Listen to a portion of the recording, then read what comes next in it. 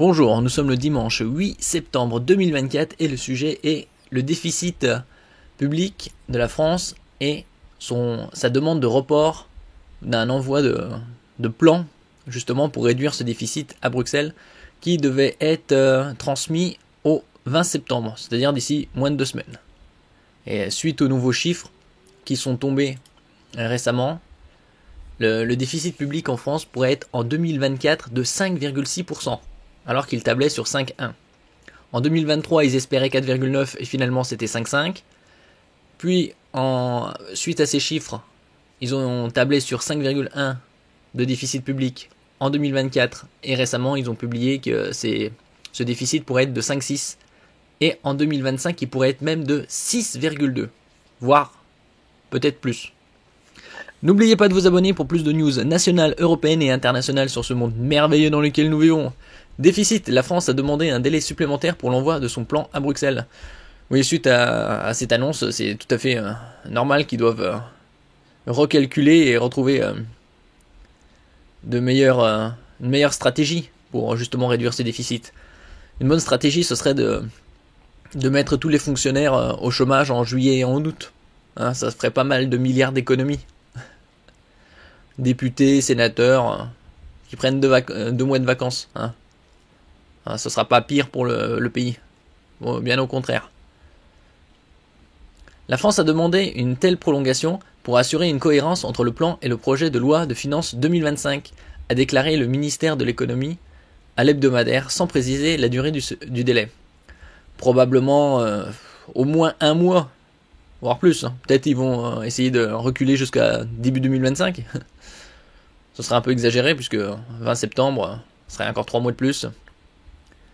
Visé depuis la fin juillet par une procédure européenne pour déficit excessif, comme 6 autres États membres de l'UE, la France doit envoyer d'ici au 20 septembre à Bruxelles son plan de réduction du déficit public jusqu'à 2027.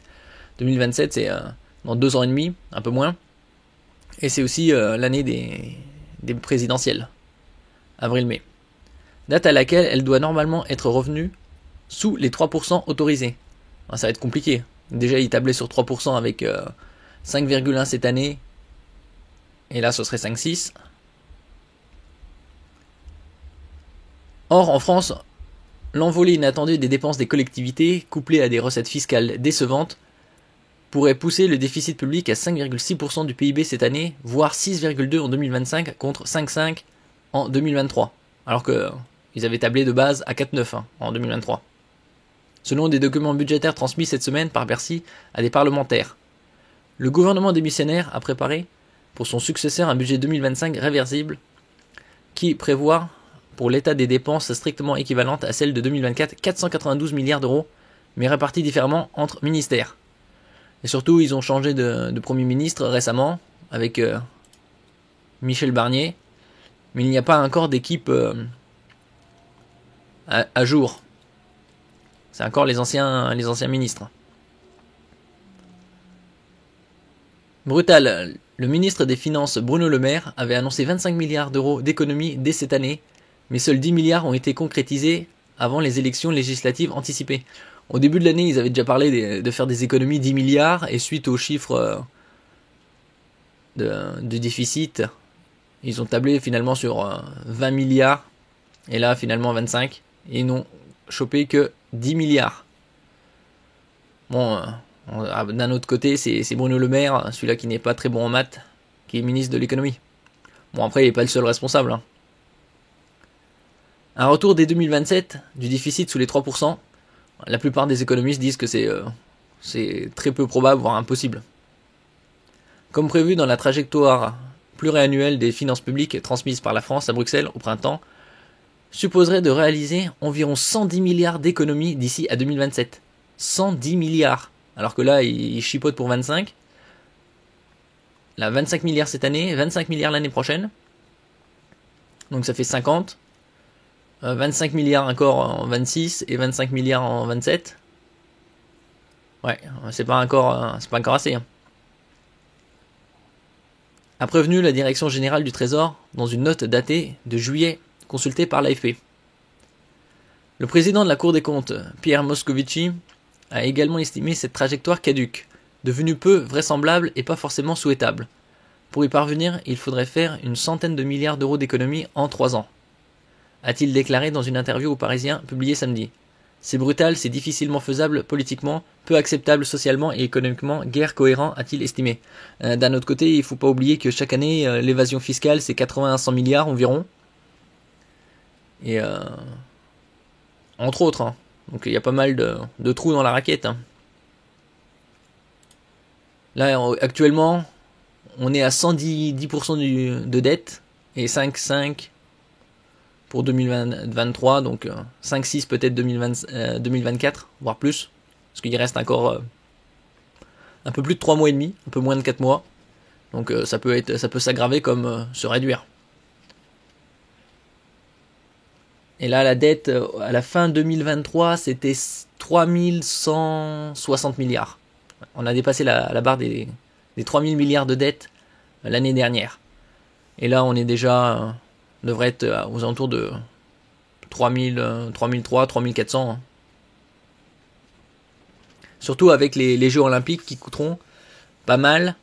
Et le taux de remplissage des hôtels ainsi que des restaurants n'est pas au niveau espéré. Loin de là. Comme 6 autres pays, la France est visée par une procédure européenne. La France souhaite présenter à l'Union européenne son plan de redressement des comptes au-delà de la date initialement prévue du 20 septembre. Donc est-ce que ce sera 20 octobre ? Ils vont certainement pas reculer de une semaine. Probablement peut-être au moins un mois. Procédure pour déficit excessif. Le déficit public de la France a atteint 5,5 du PIB l'an dernier et le gouvernement prévoit de légèrement le réduire à 5,1 cette année. Sauf que derrière les chiffres, à cause des collectivités locales, soi-disant, d'après Bruno Le Maire, ce serait 5,6. Est-ce possible ? Déjà l'année dernière, il tablait sur 4,9 et c'était 5,5. Donc s'il table sur 5,6, est-ce qu'on atteindra les 6 ? Le taux d'endettement a atteint 110,6% du PIB en 2023 et la Commission européenne s'attend à ce qu'il augmente à 112,4%. Il y a quelques années, il était plus élevé, mais bon, c'était à cause du Covid. On avait passé la barre des 100% de la dette du PIB, produit intérieur brut. Et on était pas loin de entre 118 et 120% environ. Là, on est repassé à 110 et ça pourrait remonter à 112,4, voire 113,8 en 2025. La limite fixée par l'UE est de 60%. C'est quasi du simple au double. La procédure européenne pour déficit excessif, introduite dans le cadre du pacte de stabilité et de croissance, PSC, adopté en 1997, est un mécanisme mis en place par l'Union européenne, UE, pour surveiller et corriger les déficits budgétaires excessifs des États membres. Et aussi la limite des 3% de déficit public. Là, on est pas loin on est à 5,5, donc pas loin du double aussi. Cette procédure vise à garantir la stabilité économique et financière de l'UE en s'assurant que les États membres respectent les critères de déficit et de dette définis par le pacte de stabilité et de croissance. PC. Ouais, nous verrons. Qu'est-ce que ça donnera avec Michel Barnier, quasi 74 ans. Bon, il a peut-être pas la tête d'avoir 74 ans, mais dans la politique, c'est assez un dinosaure. Il aurait pu choisir quelqu'un de plus jeune. Bon, après, on verra bien. Ça fait la 5e fois qu'il est ministre. Bon, c'est la première fois qu'il est Premier ministre, mais il avait déjà 4 fois été ministre sous différentes présidentielles. C'était dans les années 80, avec Mitterrand, Chirac. Et oui, c'est ça, c'est principalement Mitterrand, Chirac. Merci pour votre écoute. N'oubliez pas de mettre un j'aime, un commentaire, de partager et de vous abonner à la chaîne. À la prochaine fois.